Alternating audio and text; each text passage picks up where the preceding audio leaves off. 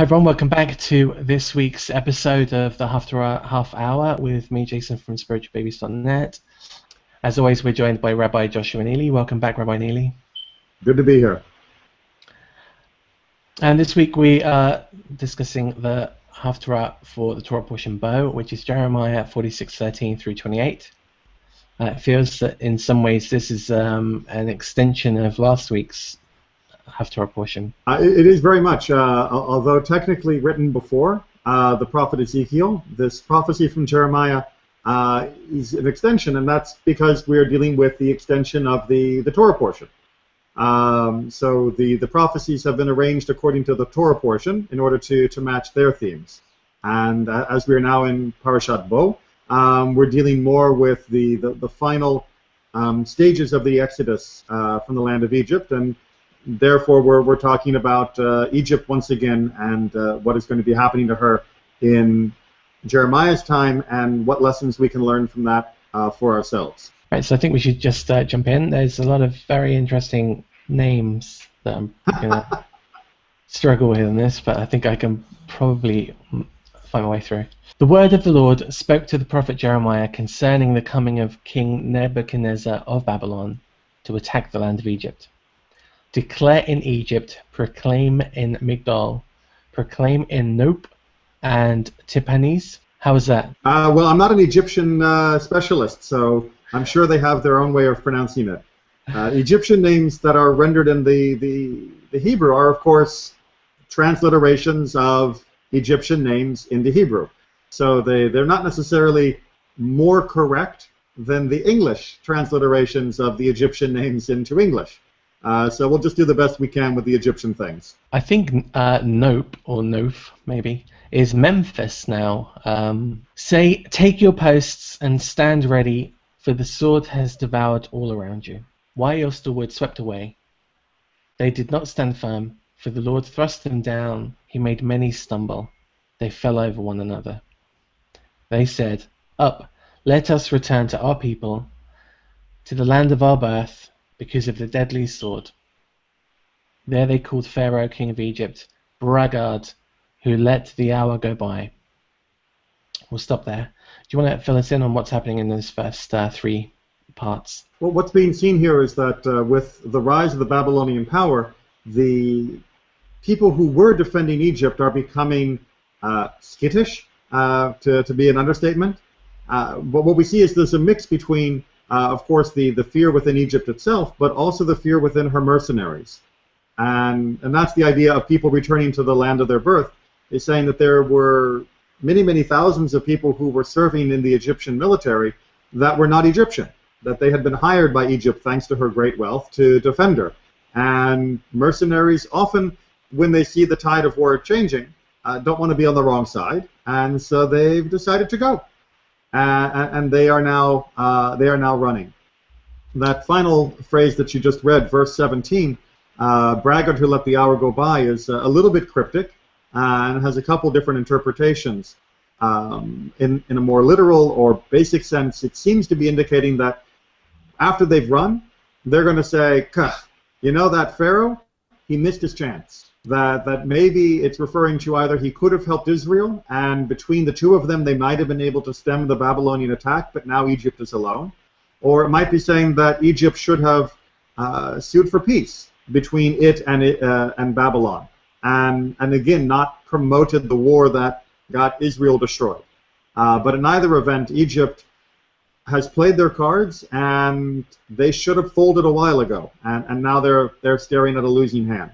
There's an idea here about missing the chance that comes from the Talmud that uses this as saying, if you summon someone to court and they don't come, then you need to summon them again.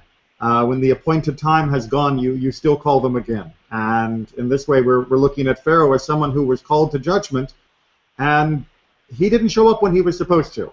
And so let's call him again to judgment and ultimately to punishment.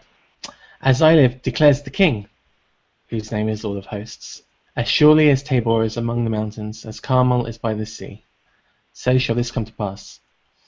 Equip yourself for exile, fair Egypt, you who dwell secure, for Nope shall become a waste, desolate without inhabitants. Egypt is a handsome heifer. A gadfly from the north is coming. It's coming! I need some Shakespearean actors. A gadfly from the north is coming. I should do the whole thing like that. The mercenaries too in her midst are like stall-fed calves. They too shall turn tail. Flee as one and make no stand. Their day of disaster is upon them, the hour of their doom. She shall rustle away like a snake, and as they come marching in force, they shall come against her with axes, like hewers of wood. They shall cut down her forest, declares the Lord. Though it cannot be measured, for they are more numerous than locusts, and cannot be counted, fair Egypt shall be shamed, handed over to the people of the north. People of the north, the invading army, not Israel. Exactly. So really, it gives the impression that the people that aren't going to get killed are simply running away, and everyone's leaving. I guess even as a mercenary, a good paycheck is no good if you don't live to see it. Exactly, and they.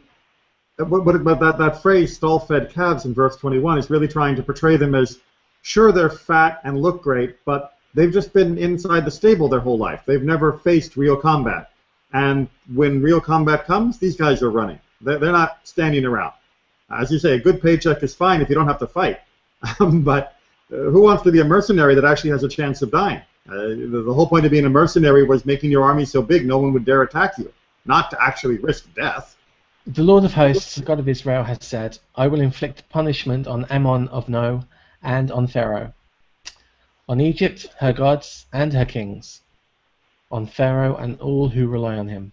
I will deliver them into the hands of those who seek to kill him, into the hands of King Nebuchadnezzar of Babylon, and onto the hands of his subjects. But afterwards she shall be inhabited again, as in former days, declares the Lord.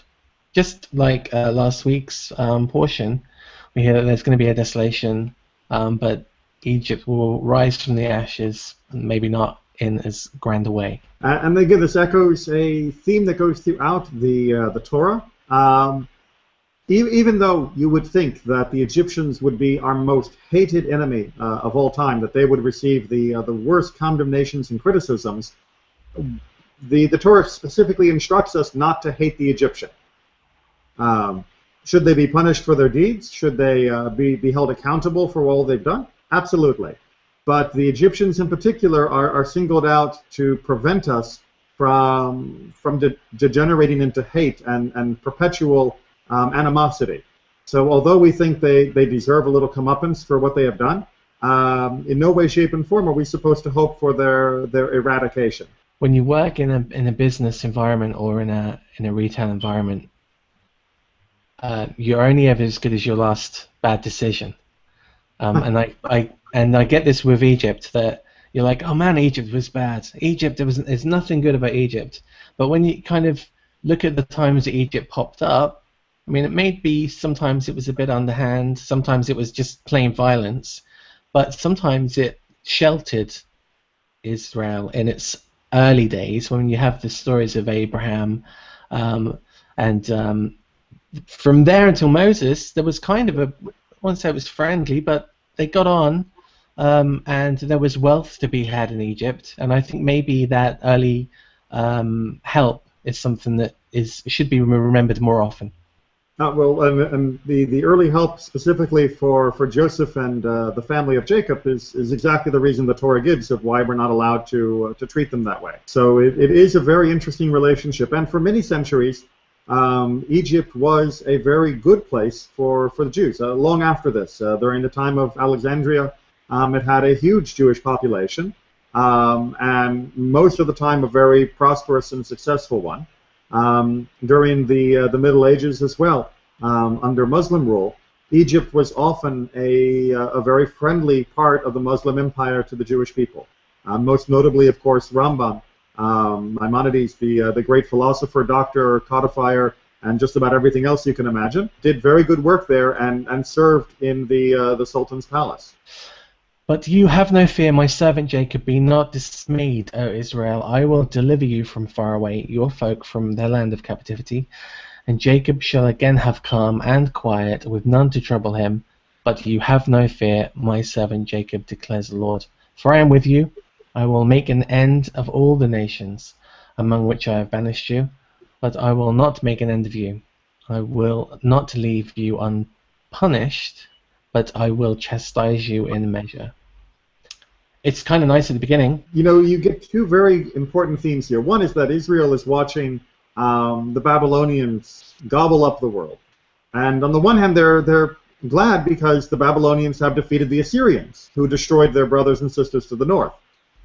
But on the other hand, the Babylonians are about to destroy them. And what's going to happen to the Egyptians, we might be, yes, I'm glad they got it. But on the other hand, it's beginning to give us this idea that, you know, nations aren't necessarily forever. That it is possible for nations to be swept away into the dust of history. Is that what's going to happen to us?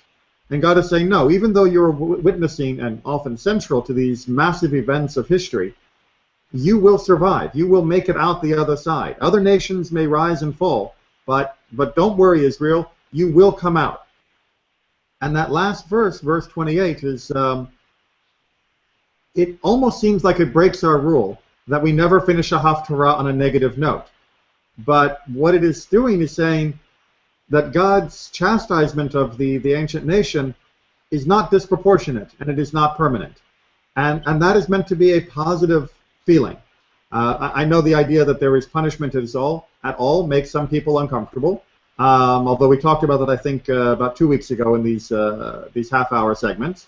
But really what's being said here is that everything that will happen to you will only be just.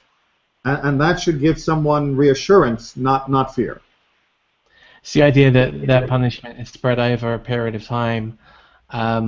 So there's not one ultimate desolation. It's measured out. And there's an end. Judaism never really goes in for the theme of eternal punishment.